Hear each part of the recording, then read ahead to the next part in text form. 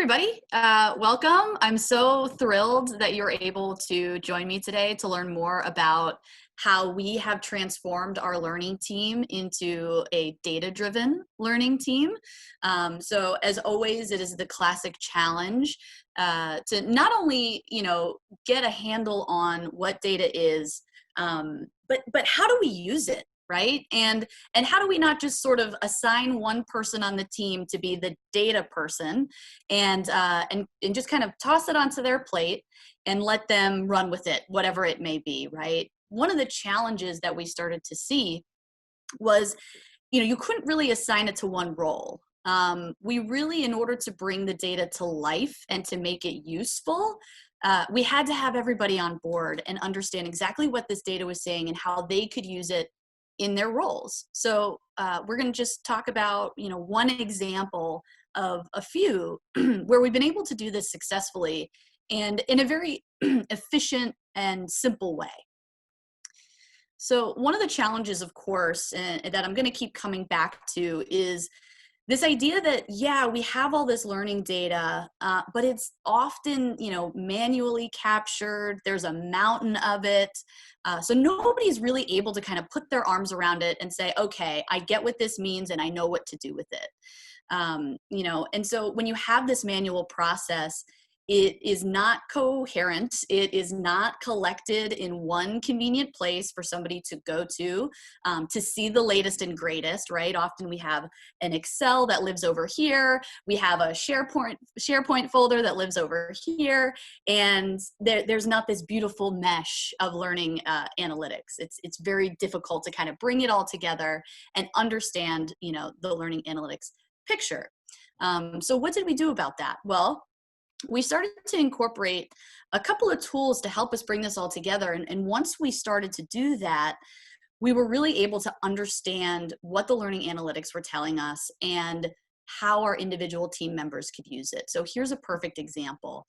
I'm calling this the champion, right? So back in November, around November of 2019, we did a training for a group of customer service representatives who worked in the call center, and they were tagged to be a part of this new group who was going to be, kind of part of a concierge service, an elite group of customer service representatives. And we were going to teach them how to be the absolute best of the best of the best. And so it was extremely important to the business. This was a very high priority initiative. A lot of eyes were on it, so it had to be successful. So one of the things that we did was we had them in this class for a couple of days, got them upfitted, and prepared to be in this new role and this new challenge. And, they went through the 2-day training, and as is usual in learning and development, they went through their training and then go be great, right?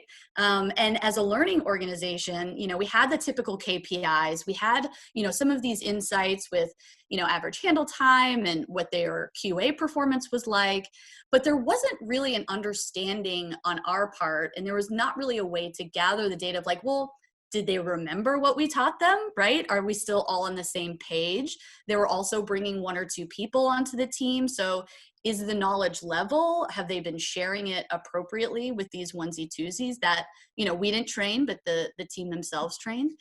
So we didn't really have insight into that, but they're also a very busy team. So we couldn't drag them back into training to do a refresher. So we said, well, why don't we deliver some micro learnings to them, or what we were calling knowledge boosters, and see, what data we could gather from that. So not only would we send these knowledge boosters out, which were gamified micro learning experiences, not only would we be, testing their knowledge, but it would also be transmitting some of that material and just kind of refreshing them and reminding them what they learned in that class last year. So this is about 6 months later, in June, July, when we partnered with the supervisor to develop this, what we were calling, again, a knowledge booster.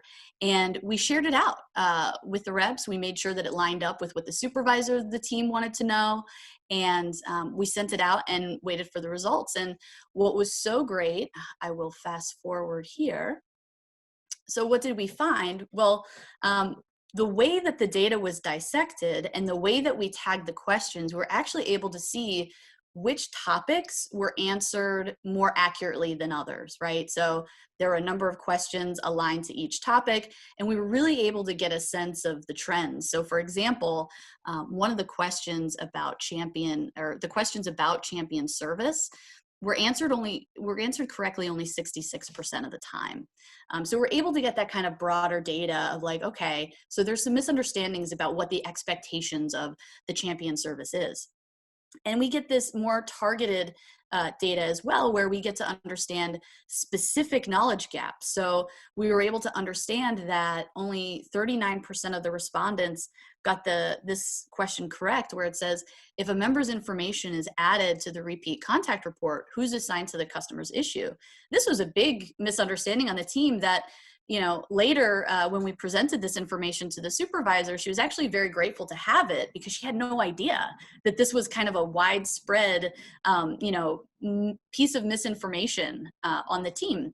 And she was able to very quickly rectify that. Now, had we not had the solution, had we not had this knowledge booster, we would have done what we typically did, which is put people through this couple-day training and then say, go get them, and not know that these were, knowledge gaps and misunderstandings. So bringing it back to this idea that not only are we organizing and putting into a dashboard, these learning analytics and being able to see it and organize this mountain of data that's typically spread all throughout, like what do we do with it, right? So we see it, and then what do we do with it? Well, moving on to slide 9, we see, so first of all, the learning consultant was able to notify the supervisor and the manager of the champion team of the knowledge gap. So that's number one is, here are some things that you can speak to, that you can coach to. We know exactly who answered what. So, please feel free to notify your team accordingly.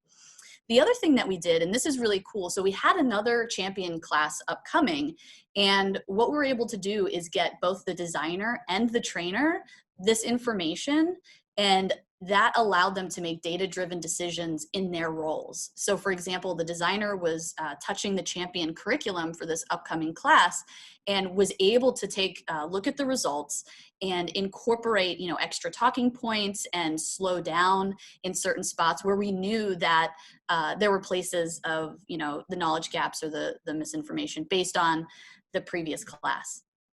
The other thing is, all of our trainers, of course, when they prep for teaching a class, do the usual kind of curriculum review and might talk to the other trainer who had trained it previously.